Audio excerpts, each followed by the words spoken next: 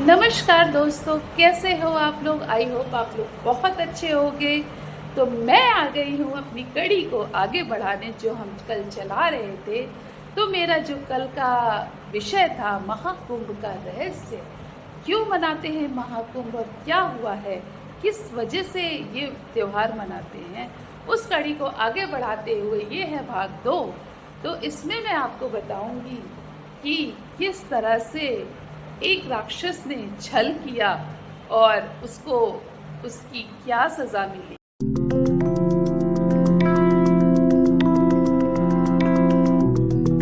उन्होंने एक सुझाव निकाला। सुझाव क्या था?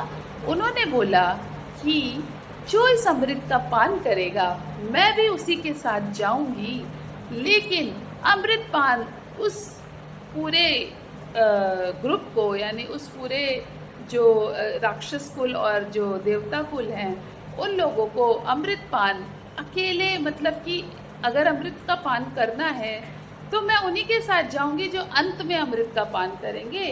तो देवता पहले सोचे कि नहीं, पहले राक्षसों को करने देते हैं, लेकिन फिर बाद में देवता लोग समझ गए कि ये हमारे विष्णु जी हैं। उन्होंने अमृत पान करना शुरू किया। तब तक एक राक्षस जिसका नाम राहु था, उसने कहा कि ये तो मुझे विष्णु का कोई छल लगता है, तो क्यों ना मैं भी इनको छलूं। तो उन्होंने राहु ने एक सुंदर देवता का रूप धारण किया और वो देवताओं की पंक्ति में चले गए। देवताओं की पंक्ति में जाते ही, जैसे ही उनकी बारी आई, विष्णु जी ने उन्हें देवता समझ के उन्हें अमृत का पान करा दिया। तो इस तरह से वो फिर से अपने पूरे रूप में आ गया राक्षस, और हंसने लगा कि देख विष्णु, मैंने तुझे भी छल लिया, मैंने अमृत का पान कर लिया, मैं अमर हो गया, मैं अमर हो गया, मैं अमर हो गया। तो इस बात को सुनकर विष्णु जी, जो मोहिनी रूप में थे, उन्हें बहुत गुस्सा आया और वो अपने पूरे रूप में आ गए। और उन्होंने बोला, तूने अमृत का पान तो जरूर किया है, पर फिर भी तूने एक गलत तरीके से, गलत उद्देश्य के साथ अमृत का पान किया है।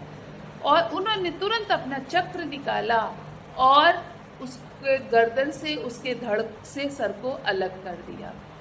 तो इस तरह से ये जो राहु केतु की कहानी है, जो उनका सर होता है वो उनका राहु है, और जो बॉडी है वो केतु है। तो इस तरह से राहु केतु हमेशा एक साथ रहते हैं।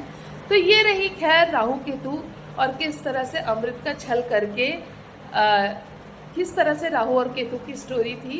कभी डिटेल में जाननी है तो प्लीज़ कमेंट बॉक्स में लिखिएगा। खैर वो बात की बात है। फिर क्या था, फिर गरुड़ देव देखने लगे कि जब युद्ध हो रहा है तो वो तुरंत अमृत का कलश लेकर के उड़ गए, और जहाँ जहाँ भी कलश से अमृत की बूंदें गिरी, वहाँ वहाँ पर कुंभ और महाकुंभ का आयोजन किया जाता है दोस्तों। तो ये अमृत की बूंदें 4 जगहों पे गिरी। पहला हमारा प्रयागराज है, जहाँ की मैं हूँ। दूसरा है हमारा हरिद्वार, हर का द्वार, हरि की नगरी। तीसरा है उज्जैन, महाकाल की नगरी। और चौथा है नासिक,